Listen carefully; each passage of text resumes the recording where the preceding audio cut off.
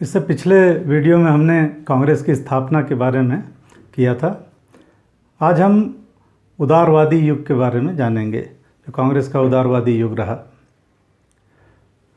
कांग्रेस की स्थापना के बाद 1885 से 1905 तक ये उदारवादियों का काल रहा, यानी उदारवादी नेताओं का काल रहा। तो इसीलिए ये जो काल है इसको कांग्रेस का उदारवादी युग कहा जाता है। उदारवादी नेताओं में देखा जाए तो जो शुरुआती नेता थे, जैसे बदरुद्दीन तैयब जी, दादा भाई नौरोजी, फिरोज शाह मेहता, तो ये सारे लोग, सुरेंद्र नाथ बनर्जी, ये सारे उदारवादियों में आते हैं। उदारवादी युग इसलिए कहा जाता है इसको, कांग्रेस के इस काल को, क्योंकि इस समय जो ये नेता थे, इनकी जो मांगें थीं, एक तो इनकी सामान्य मांगें रहती थी ब्रिटिश सरकार से, और दूसरा इन्होंने जो अपनी मांगों को रखने का तरीका अपनाया वो संवैधानिक तरीका अपनाया। तो संवैधानिक तरीके के माध्यम से इन्होंने ब्रिटिश सरकार के आगे अपनी मांगों को रखा, और जो तरीका होता था प्रार्थना, याचना और प्रतिनिधि मंडल के माध्यम से ये अपनी मांगों को रखते थे सरकार के आगे। तो संवैधानिक तरीके से प्रार्थना, याचना और प्रतिनिधि मंडल के माध्यम से ये रखते थे अपनी मांगों को। तो यही कारण है कि इनको उदारवादी कहा गया।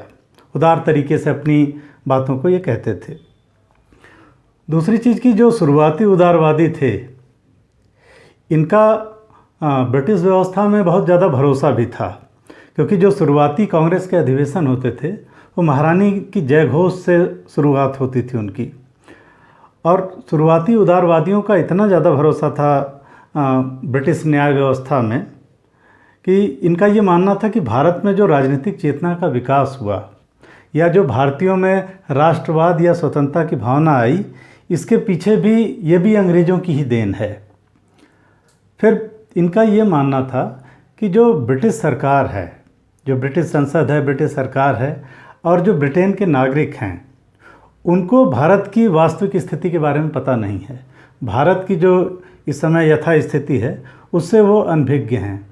इसलिए इन्होंने, जो शुरुआती कांग्रेस के नेता थे, इन्होंने 1889 में इन्होंने एक ब्रिटिश कमेटी ऑफ INC का गठन किया, यानी British committee of Indian national Congress का गठन किया।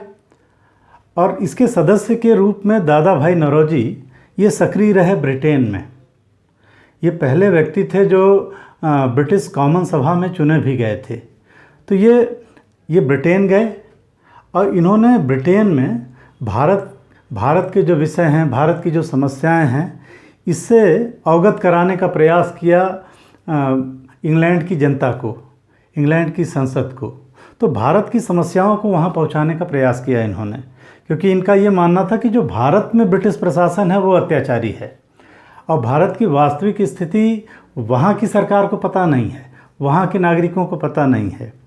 तो अगर भारत की समस्याओं को लेकर ब्रिटेन में अगर जनमत तैयार किया जाए तो भारत की समस्याओं का निदान किया जा सकता है। तो इसलिए इन्होंने भारत की समस्याओं को लेकर वहाँ एकदम सक्रिय रहे। समय समय पर भारत से लंदन प्रतिनिधि मंडल भी जाते रहे भारत की समस्याओं को लेकर कि कैसे उनका निदान खोजा जाए। शुरुआत में जो कांग्रेस की स्थापना हुई उसमें एक तो उदारवादियों का इनका तो वर्चस्व रहा ही। एक चीज़ और देखने को मिलती है कि अगर वर्ग के रूप में हम देखें तो ब्राह्मणों का वर्चस्व दिखाई देता है, पेशे से देखें तो वकीलों का वर्चस्व दिखाई देता है, वर्ग के रूप में देखें तो शिक्षित मध्य वर्ग का वर्चस्व दिखाई देता है। इसके अलावा नगरों में प्रेसिडेंसी नगरों का वर्चस्व दिखाई देता है। अब ये जो उदारवादी थे, उदारवादियों को ये कहा जाता है, इनकी जो मांगें रहती थी वो बहुत सामान्य मांगें रहती थी। जैसे इनकी जो ब्रिटिश सरकार से मांगें रहती थी वो थी, जैसे केंद्रीय और प्रांतीय विधानसभाओं का विस्तार किया जाए और उसमें भारतीय प्रतिनिधियों को भी शामिल किया जाए, सैन्य व्यय को कम किया जाए, नमक पर से टैक्स हटाया जाए, भारतीयों को भी जो यूरोपीय हैं उनके साथ समान व्यवहार किया जाए और उनको भी ऊंचे पदों पर नियुक्त किया जाए, सिविल सर्विसेज की परीक्षा भारत में भी कराई जाए और इसकी उम्र बढ़ाई जाए। तो इस तरीके से ये सामान्य इनकी मांगें रहती थी। अब ये कहा जाता है, बाद में हम देखेंगे कि उग्र राष्ट्रवादियों ने उदारवादियों पे ये आरोप भी लगाया कि उदारवादियों की कोई उपलब्धि नहीं रही, इनको इनकी मांगों के संदर्भ में कुछ भी प्राप्त नहीं हुआ। लेकिन अगर देखा जाए तो उदारवादी बहुत हद तक सफल भी रहे, जैसे और इनकी बहुत बड़ी उपलब्धियां भी रही। जैसे उदारवादियों ने ही पहली बार भारत की आर्थिक समीक्षा की। दादा भाई नौरोजी ने इनका जो लेख था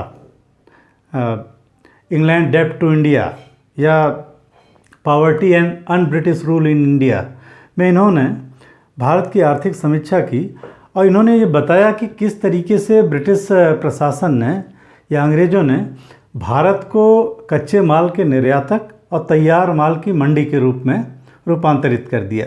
तो इन्होंने ये बताया कि भारत इसलिए गरीब नहीं है कि भारत गरीब है, बल्कि भारत को ब्रिटिश शासन ने गरीब बना दिया और इसको तैयार माल की मंडी बना दिया। तो इन्होंने ये बताया, इसीलिए उदारवादियों ने यह भी मांग की थी कि जो ब्रिटेन से चीज़ें आ रही हैं उस पर आयात शुल्क बढ़ाया जाए। दूसरी चीज़ इन्होंने ये बताया कि भारतीयों की आय वार्षिक 20 रुपया है। तो इस तरीके से इन्होंने धन के बहिर्गमन का जो सिद्धांत दिया, ड्रेन ऑफ वेल्थ थ्योरी दी, उसके माध्यम से इन्होंने बताया कि कैसे भारतीयों को गरीब बनाया गया, कैसे इनका शोषण किया जा रहा है और कैसे भारत का जो धन है वो ब्रिटेन की तरफ जा रहा है, कैसे धन का बहिर्गमन हो रहा है, चाहे वो व्यापार के माध्यम से हो, चाहे यहाँ से जो रिटायर होकर कर्मचारी जाते थे उनको जो चाहे पेंशन दी जाती थी या और जो लाभ दिए जाते थे वो भारत से ही दिए जाते थे। तो इन्होंने बताया कि कैसे भारत से धन का बहिर्गमन हो रहा है। तो ये बहुत बड़ी उपलब्धि मानी जाती है उदारवादियों की। इसके अलावा उदारवादियों ने ही ये चाहे सिविल सर्विसेज में उम्र बढ़ाने की बात हो या फिर भारत में कराए जाने की बात हो, ये मुद्दा उठाया।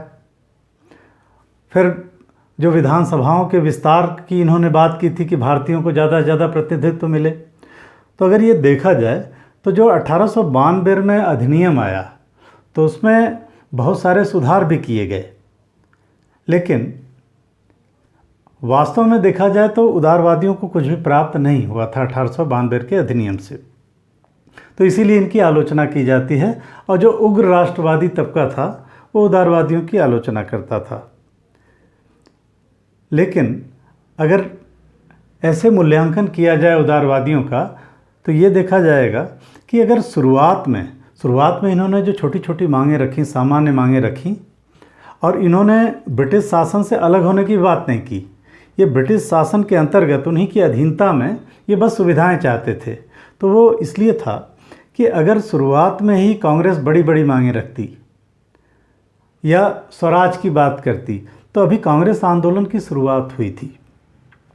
और अभी ये जरूरी था कि भारतीयों को राजनीतिक रूप से शिक्षित किया जाए, राजनीतिक चेतना का विकास किया जाए। और भारतीय जब राजनीतिक रूप से शिक्षित होते तो खुद ही कांग्रेस आंदोलन से जुड़ते। और जब कोई संगठन विशाल हो जाता है, बहुत ज़्यादा मजबूत हो जाता है, तब वो बड़ी बड़ी मांगें करता है। अगर शुरुआत में ही कांग्रेस बड़ी बड़ी मांगें करती तो शुरुआत में ही उसका गला घोंट दिया जाता, क्योंकि अभी एक बच्चा है, ये शिशु है कांग्रेस। और इसको ये ज़रूरी था कि शुरुआत में इसको पाल पोस के पहले बड़ा किया जाए, मजबूत किया जाए। मजबूत होने पे तब बड़ी बड़ी मांगें रखी जाती हैं। तो उदारवादियों की एक बहुत बड़ी उपलब्धि ये भी रही कि कांग्रेस को शुरुआती दौर में इन्होंने बचाए रखा और इसको एक मजबूत आधार प्रदान किया, जिस पर बाद में हम देखेंगे कि गांधीवादी जो आंदोलन थे उनकी नींव पड़ी। तो उदारवादियों की ये उपलब्धियां रही। तो इस तरीके से ये नहीं कहा जा सकता कि उदारवादी पूरी तरीके से असफल रहे। अब हम उग्र राष्ट्रवाद करेंगे। कांग्रेस में उदारवाद के साथ साथ एक उग्र राष्ट्रवादी तबका भी पनपता रहा। और उग्र राष्ट्रवाद की शुरुआत अगर हम देखेंगे तो ये 19वीं शताब्दी के अंतिम दशक में हुई। उग्र राष्ट्रवाद के पीछे जो कारण थे इसके उदय के, कांग्रेस का एक तबका था जो ये मानता था कि जो भिक्षावृत्ति की राजनीति है वो ठीक नहीं है और उससे कुछ भी प्राप्त नहीं हो रहा है।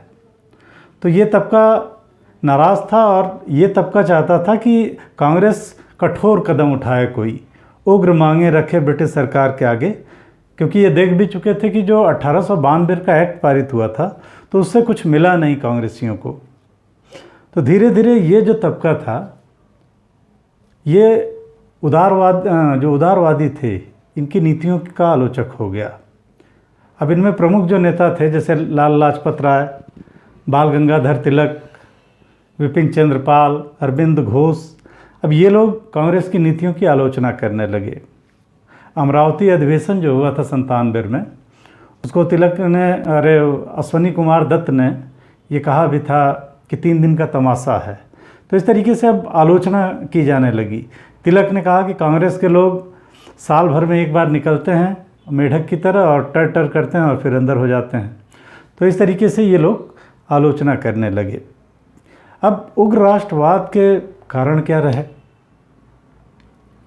देखिए, कारण हम देखेंगे।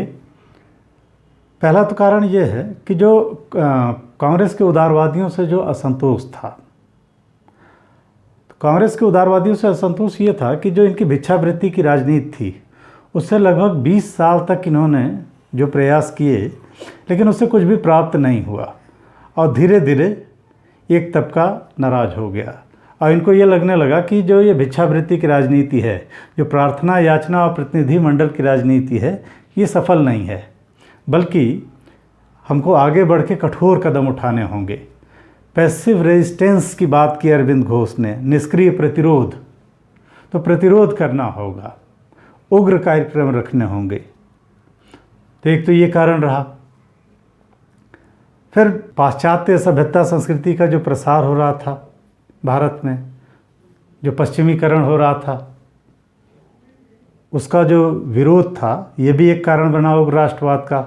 क्योंकि बहुत सारे पुराने नेता जो थे वो तो पाश्चात्य सभ्यता संस्कृति से बड़े प्रभावित थे और उनको ये लगता था कि भारतीय पश्चिमी सभ्यता संस्कृति को जितना अपनाएंगे उतना ज़्यादा आगे बढ़ेंगे। लेकिन कुछ जो नेता थे जो उग्र राष्ट्रवादी थे, जैसे बाल गंगाधर तिलक, लाल लाजपत राय, अरविंद घोष, इन लोगों ने जो हमारी भारतीय सभ्यता संस्कृति है इसका महिमा मंडन किया और इसकी गौरव गाथा का बखान किया। और इन्होंने कहा कि हम भारतीय सभ्यता संस्कृति का उत्थान करें और इसके माध्यम से हम आगे बढ़ेंगे। इसी समय विवेकानंद ने भी भारतीय संस्कृति का परचम लहरा दिया था। तो ये भी एक कारण बना। फिर इन्होंने भारतीयों में स्वाभिमान जगाने के लिए, अब देखें कि तिलक ने 1893 में गणपति उत्सव की शुरुआत की, 1895 में शिवाजी उत्सव मनाया, ताकि जो युवा वर्ग है उसमें स्वाभिमान की भावना जगाई जा सके। उग्र राष्ट्रवाद के पनपने में कुछ अंतर्राष्ट्रीय घटनाओं का भी प्रभाव रहा। जैसे 1870 के बाद देखा जाए तो जापान, जो कि एक बहुत कमज़ोर देश था, उसका बहुत तेज़ी से उत्थान हुआ और 1900 तक आते आते जापान बहुत शक्तिशाली हो गया। तो ये भारतीयों को लगने लगा कि भाई एशियाई देश भी अपने बलबूते, अपनी मेहनत पर इस तरीके का विकास कर सकते हैं।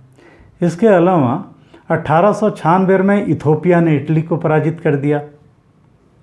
फिर सबसे बड़ी घटना तब घटी जब 1905 में जापान ने रूस को हरा दिया। तब ये कहा गया कि बौनों ने दैत्यों को हरा दिया और भारतीयों में ये भावना भर गई कि भाई, जो पहले ये था कि यूरोप अजेय है, लेकिन यूरोप की अजेयता का भ्रम टूट गया और ये हुआ कि भाई एशियाई देश भी एक यूरोपीय देश को हरा सकता है। तो इससे भारतीयों में भी एक स्वाभिमान की भावना आई कि हम भी प्रयास करके अंग्रेज़ों को यहाँ से, भारत से बाहर निकाल सकते हैं। इसके लिए हमको कठोर कदम उठाने होंगे। इसके अलावा जो आर्थिक शोषण हो रहा था, आर्थिक शोषण के कारण निरंतर भारत में गरीबी बढ़ती जा रही थी। इसके अलावा 19वीं शताब्दी को अकालों का काल भी कहा जाता है। इस पूरी शताब्दी में अकाल पड़े। बहुत सारे लोगों की मृत्यु हो गई, लेकिन अंग्रेजी प्रशासन की तरफ से कोई विशेष प्रयास नहीं किए गए। इसके अलावा हम देखें कि 97 में जब प्लेग फैला महाराष्ट्र में, तब भी जो सरकारी प्रयास थे वो बहुत कम थे, जिससे काफ़ी नाराज़ थी जनता। इसी समय चापेकर बंधुओं ने, दामोदर चापेकर और बालकृष्ण चापेकर, इन्होंने जो प्लेग कमिश्नर था रैंड, उसकी हत्या कर दी। उसका सहयोगी एयर्स्ट भी मारा गया, तो रैंड एयर्स्ट की हत्या कर दी। तो इस तरीके से ये उग्र राष्ट्रवादी जो भावनाएं हैं वो धीरे धीरे युवा वर्ग में पनपने लगी थी। उग्र राष्ट्रवाद के विकास में कर्जन की प्रतिक्रियावादी नीतियां भी सहायक रही। जब लॉर्ड कर्जन भारत का गवर्नर जनरल बन के आया, तो एक तो 1892 के एक्ट से कुछ मिला नहीं था भारतीयों को। कर्जन जब आया तो जो मिली हुई सुविधाएं थी उनको भी वापस लेने का प्रयास किया इसने। जैसे कलकत्ता नगर निगम अधिनियम ये लेके आया 1899 में, और इसके तहत किया ये गया कि जो कलकत्ता नगर निगम था उसमें गैर सरकारी सदस्यों यानी भारतीयों की संख्या कम कर दी गई। इसके अलावा कर्जन के समय विश्वविद्यालय अधिनियम लाया गया 1904 में। विश्वविद्यालयों में भी गैर सरकारी सदस्यों की संख्या कम कर दी गई और विश्वविद्यालयों पर सरकारी नियंत्रण बढ़ाने का प्रयास किया गया। कर्जन का जो सबसे प्रतिक्रियावादी कार्य रहा वो था बंगाल का विभाजन। तो उग्र राष्ट्रवाद के पनपने में बंगाल विभाजन की जो घटना है इसका बहुत महत्वपूर्ण योगदान रहा। 1905 में कर्जन ने बंगाल विभाजन की घोषणा कर दी और बंगाल को पूर्वी बंगाल और पश्चिम बंगाल में बांट दिया गया। हालांकि इसके पीछे जो कारण दिया गया था ब्रिटिश सरकार की तरफ से वो ये दिया गया था कि बंगाल बहुत बड़ा प्रांत है और एक लेफ्टिनेंट गवर्नर द्वारा इतने बड़े प्रांत पे शासन करने में बड़ा मुश्किल होता है, तो इसलिए इसको दो पूर्वी बंगाल और पश्चिम बंगाल में बांट दिया गया। तो अंग्रेज़ों ने तो यही बताया था कि शासन की सुविधा के लिए बांटा जा रहा है, लेकिन वास्तव में जो बंगाल का विभाजन किया गया था ये फूट डालो और राज करो की नीति के तहत किया गया था, क्योंकि बंगाल धीरे धीरे क्रांतिकारियों का गढ़ बनता जा रहा था और संगठित बंगाल बहुत बड़ी शक्ति था। अब बंगाल में, पूर्वी बंगाल में मुस्लिम बहुल लोग थे और पश्चिम बंगाल में हिंदू बहुल लोग थे, तो इसका विभाजन सांप्रदायिक आधार पर किया गया था ताकि हिंदू मुस्लिम को एक दूसरे से दूर कर दिया जाए। और मुसलमानों को अंग्रेज़ सरकार ने ये वादा भी किया था कि हम आपको सुविधाएं देंगे अगर वो राष्ट्रीय आंदोलन से दूर रहें तो ये कहीं ना कहीं बांटने का एक प्रयास था ताकि राष्ट्रीय आंदोलन को कमज़ोर किया जा सके।